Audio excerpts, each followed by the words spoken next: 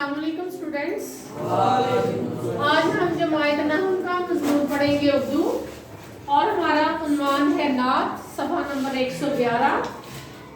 3 اشعار ہم پڑھ چکے ہیں، شعر نمبر 4 ہے۔ جمیں جس طرف آنکھ جلوہ ہے اس کا، جو یک سو ہو دل تو وہی چار سو ہے۔ تیری رات میں ہاتھ ہو جاؤں مر کر، یہی میری حرمت یہی آبرو ہے۔ یہاں ہے ظہور اور وہاں نور تیرا، مقام میں بھی تو لا مقام میں بھی تو ہے۔ جو بے داغ لالا جو بے خار گل ہے، وہ تو ہے وہ تو ہے وہ تو ہے۔ جی اب ہم تشریح کی طرف آتے ہیں۔ فور والا ہمارا شعر ہے جمیں جس طرف آنکھ۔ اسٹوڈنٹس جمیں سے کیا مراد ہے؟ جس طرف آنکھ ٹھہر جانا۔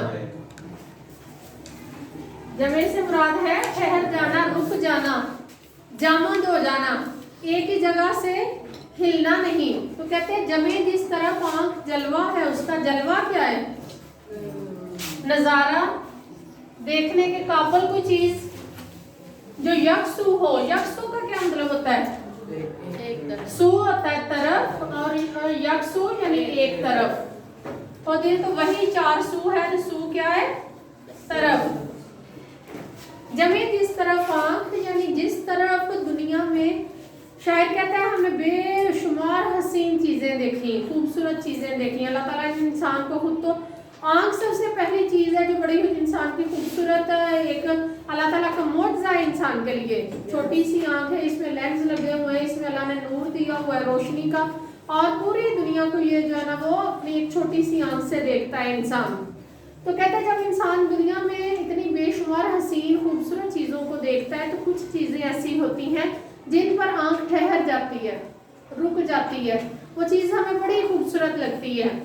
تو کہتے ہیں کہ اگر اس چیز کی ہم حسین ہونے کی ہم تعریف کریں، خوبصورت ہونے کی تعریف کریں، جہاں پر آنکھ ٹھہر جاتی ہے، تو کہتے ہیں جمع جس طرف آنکھ جلوہ ہے اس کا۔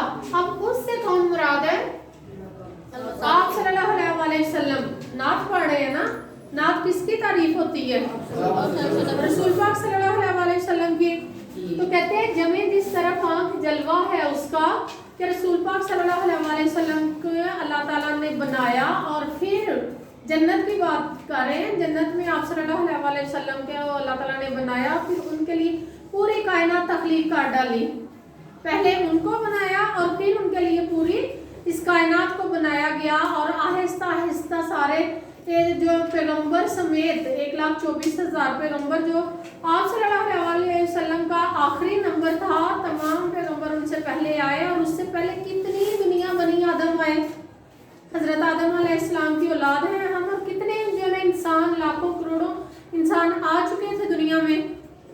تو کہتے ہیں جمع جس طرف آنکھ جلوہ ہے اس کا، کہ ہر طرف جب اللہ تعالیٰ نے یہ کائنات ہی اپنے محبوب کے جو ہے نا وہ محبت میں بنا ڈالی، رسول پاک صلی اللہ علیہ وسلم کی محبت میں ساری کائنات بنا ڈالی، تو پھر جس طرف بھی آنکھ جاتی ہے، جو بھی جلوہ ہمیں خوبصورت لگتا ہے، تو یہ ذہن میں یہ گمان ضرور ہوتا ہے کہ اللہ تعالیٰ نے اپنے محبوب کے لیے یہ خوبصورتیاں دنیا میں بھیجی ہیں، اپنے محبوب کے لیے یہ دنیا میں ساری خوبصورت چیزیں بنائی ہیں۔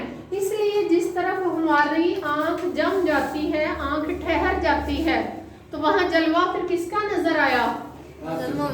بنایا بے شک ہر چیز کو کس نے؟ اللہ تعالیٰ نے بنایا ہے، لیکن شاعر کہتا ہے کہ میرا ایمان یہ ہے، میرا یقین یہ ہے کہ اللہ تعالیٰ کی تخلیق کردہ تمام جو چیزیں ہیں وہ کس کی محبت میں بنائی گئی؟ رسول اللہ صلی اللہ علیہ وسلم کی محبت میں، اس لیے مجھے ان کا جلوہ نظر آتا ہے۔ ایک اور بات آپ اس میں جو ہے تشریح میں کر سکتے ہیں کہ امیر مینائی کہتے ہیں کہ انسان کا جو چھوٹا سا جو ہے نا وہ عزوب دل ہے، چھوٹا سا جو دل ہے، اس کے اندر چاہے اس سے جس سے محبت ہے، اپنے خالق حقیقی سے محبت ہے، رسول پاک صلی اللہ علیہ وسلم سے محبت ہے، دنیاوی کسی شخص سے محبت ہے، اپنے وطن سے محبت ہے، اپنے والدین سے محبت ہے، انسان کے اس چھوٹے سے دل میں جو محبت چھا جاتی، چاہے اسے پیسے سے ہی محبت ہے، چاہے اسے شہرت، دنیاوی شہرت سے ہی محبت ہے کہ میں بہت بڑا مشہور ہو جاؤں، جو چیز انسان کے دل میں سما جاتی ہے وہ اس کا چشمہ اپنی آنکھوں پہ لگا لیتا ہے، اس محبت کا کیا کرتا ہے وہ چشمہ اپنی آنکھوں پہ لگا لیتا ہے، جو چشمہ نظر نہیں آتا، لیکن وہ اس چشمے سے ساری دنیا کو دیکھتا ہے. کیسے دیکھتا ہے؟ ایک شخص کو شہرت کی جو ہے نا وہ محبت ہے، اس کے دل میں سمائی ہوئی ہے کہ میں اتنا مشہور ہو جاؤں، تو وہ ہر وہ کام کرے گا جس سے وہ مشہور ہو جائے.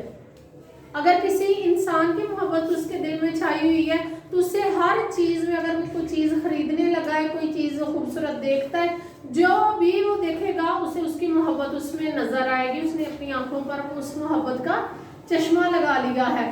تو یہاں پر بھی امیر مینائی کہتے ہیں چونکہ میرے دل میں رسول پاک صلی اللہ علیہ وسلم کی محبت سے میرا دل جو نا بھرا ہوا ہے، اس لیے میں جس طرح بھی اپنی آنکھ اٹھاتا ہوں تو مجھے جلوہ کس کا نظر آتا ہے؟ آپ صلی اللہ علیہ وسلم کا، کیونکہ میرے دل میں ان کی محبت چھائی ہوئی ہے. جو یکسو ہو دل تو وہی چار سو ہے. اگر میں اپنے دل کو یکسو کروں، ایک طرف کروں، صرف ایک مرکز پر لے کر آؤں، صرف ایک نقطے پر لے کر آؤں کہ میری ساری محبتوں کا جو مرکز ہے وہ رسول پاک صلی اللہ علیہ وسلم کی سیرت مبارکہ ہے.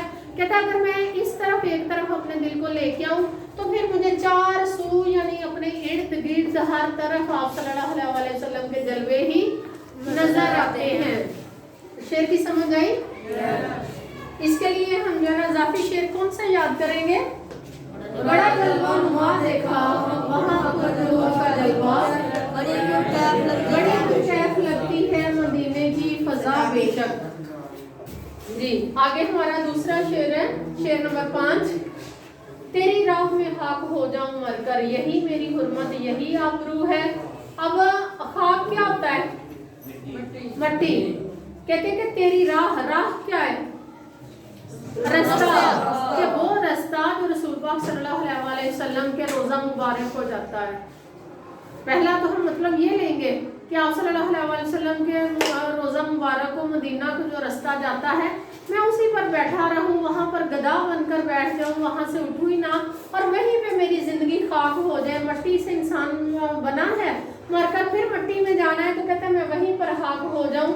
یہی میری حرمت یہی آبرو ہے. حرمت اور آبرو سے مراد کیا ہے؟ عزت. کہتی میرا تحریم یعنی میری عزت، حرمت میری یہی ہے، اور یہی میری لاج رہ جائے گی، یہی میری آبرو، یہی عزت ہو جائے گی. میرا جنازہ اس دھوم دھام سے جب نکلے گا کہ میری موت رسول پاک صلی اللہ علیہ وسلم کے روزہ مبارک کے قریب آئی، تو میرے لیے ساری زندگی اس سے بڑا اعزاز اور کوئی نہیں ہوگا. ایک تو مطلب اس کا یہ ہوا.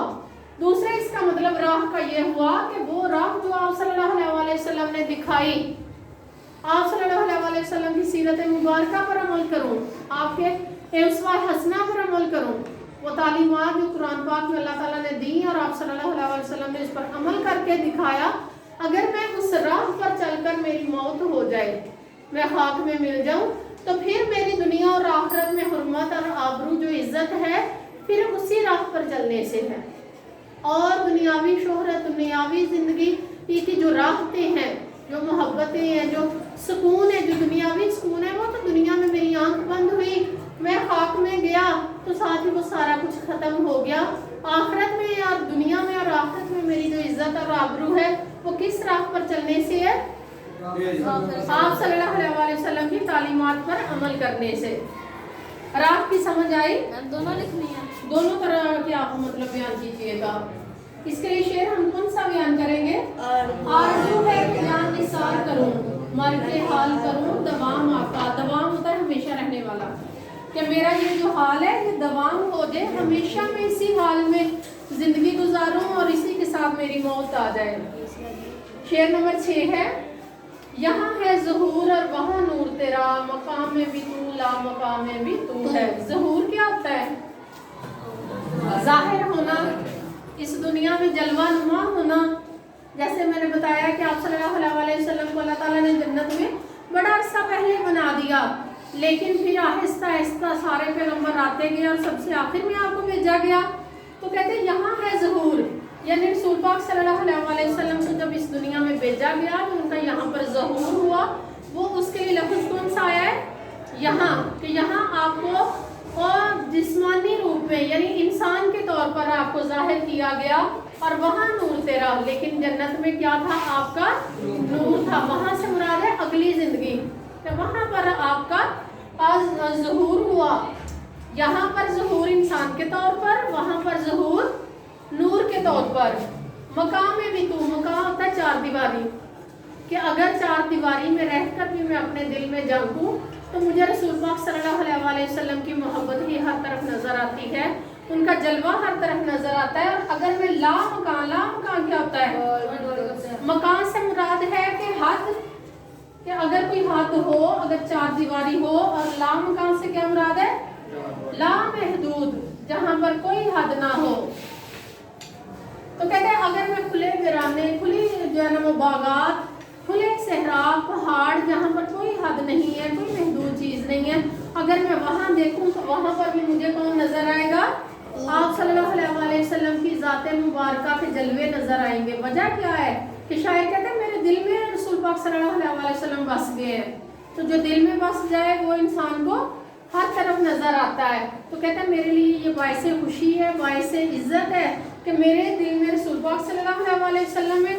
اس لیے چاہے کوئی بند مکان ہے، یعنی حدود کے اندر بھی آپ صلی اللہ علیہ وسلم کے جلوے، اور لا مکان اور وہ چیزیں جو کھلے پہاڑ، میدان، ریگستان ہے، میں جہاں بھی دنیا میں چلا جاؤں تو آپ صلی اللہ علیہ وسلم کی محبت میرے ساتھ چلتی ہے. اس کے لیے کون سا شعر ہم پڑھیں گے؟ نور اس کا سب سے پہلے پیدا کیا خدا نے، بزم جہاں میں لیکن آخر میں سب سے آیا. یہ بات جو پہلی جو ہے نا وہ ہم نے مصرع پڑھا، اس میں یہی بات بیان کی گئی ہے کہ آپ کا ظہور تو بڑی بعد میں ہوا، 1,24,000 پیغمبر میں آخری نمبر پہ ہوا، لیکن نور پہلے تو اللہ تعالیٰ پیدا کر چکے تھے. آخری شعر ہے، جو بے داغ لالا جو بے خار گل ہے، وہ تو ہے، وہ تو ہے، وہ تو ہے. لالا سے کیا مراد ہے؟ یہ گلے لالا کیا ہے؟ جی گلے لالا اسے کہتے ہیں، گل ہوتا ہے پھول، گلے لالا یعنی ایسا پھول جس میں سرخی اور اس کے ساتھ زردی ہوتی ہے، یعنی دور سے گلے لالا پہچانا جاتا ہے اپنے شوق اور بڑکیلے رنگ کی وجہ سے. کہتے ہیں جو بے داغ لالا، کہ ایسا گلے لالا، ایسا پھول جس پر کوئی داغ نہ ہو، جو بے خار گل، اور ایسا پھول جس کے ساتھ کوئی خار نہ ہو. خار کیا ہوتا ہے؟ خار کیا ہوتا ہے؟ کانٹا. کہتے ہیں ہر پھول کے ساتھ کانٹا ہوتا ہے، لیکن رسول پاک صلی اللہ علیہ وسلم کی زندگی ایسے پھول کی مانند ہے جس پر کوئی کانٹا نہیں. اور جو بے داغ لالا ہے، بے داغ گلے لالا یعنی ایسا پھول جس پر کوئی داغ نہیں. وہ تو ہے، وہ تو ہے، اس سے مراد ہے تکرار. میں نے لفظ یہاں استعمال کیا ہے، آپ کو میں ساتھ ساتھ سمجھاتی ہوں. جب آپ سنت لکھیں گے کہ اس شعر کے اندر کون سی سنت بیان کی گئی ہے، تو یہ سنت تکرار. کون سی سنت ہے؟ جب الفاظ بار بار آئیں، کتنی دفعہ آیا ہے؟ 4 دفعہ آ گیا ہے نا. وہ تو ہے، وہ تو ہے، وہ تو ہے، وہ تو ہے، اس سے مراد ہے سنت تکرار. تو کہتے ہیں کہ رسول پاک صلی اللہ علیہ وسلم کی زندگی ایسے پھول کی مانند جس میں داغ نہیں، اور ایسے پھول کی مانند جس میں کانٹا نہیں. یعنی اس سے مراد یہ ہے کہ ان کی زندگی میں چاہے ان کا کوئی دشمن تھا، چاہے ان کا کوئی دوست تھا، کسی سے آپ کو کوئی کانٹا نہ چبھا، کسی سے آپ کی کوئی ایسی جو ہے نا وہ کلام نہ ہوا کہ اگلے کو گزند پہنچے، اگلے کو تکلیف پہنچے.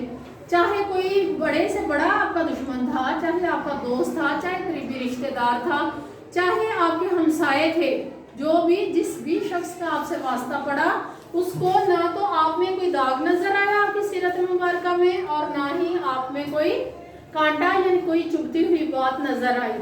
تو ایسی زندگی 4 دفعہ یہ تکرار آ گئی ہے. تو ایسی زندگی کس کی تھی؟ رسول پاک صلی اللہ علیہ وسلم کی. تو اس کے لیے اضافی شعر ہم کون سا لکھیں گے؟ مصطفیٰ کی ذات میں یکجا ہوئی صورت زیبا جس سیرت وہم حسین، صورت زیبا حسین سیرت وہم. اس سے مراد کیا ہے کہ اتنی خوبصورت سیرت کس کی تھی؟ آپ صلی اللہ علیہ وسلم کی. آپ صلی اللہ علیہ وسلم سے پہلے جتنے پیغمبر آئے بے شک وہ معصوم تھے، ان میں کوئی جو ہے نا وہ دنیاوی کوئی جو ہے نا وہ برائی یا وہ نہیں تھی، لیکن پھر بھی انہیں کہیں نہ کہیں کسی غلطی کا سامنا یا کسی خامی کا سامنا کرنا پڑا. سو اللہ تعالیٰ سے جو ہے نا وہ اس کے بدلے ایک بخشش مانگنی پڑی. جبکہ رسول پاک صلی اللہ علیہ وسلم ایک ایسا کامل نمونہ جنہوں نے جو نہ تو کوئی داغ ان کی زندگی میں اور نہ کوئی خار نہ کوئی کانٹا ان کی زندگی میں. بے شک بات کی سمجھ آئی. اضافی اشعار یاد کریں, نثری ترتیب یاد کریں, جس بات کی سمجھ نہ آئے تو ضرور پوچھیں.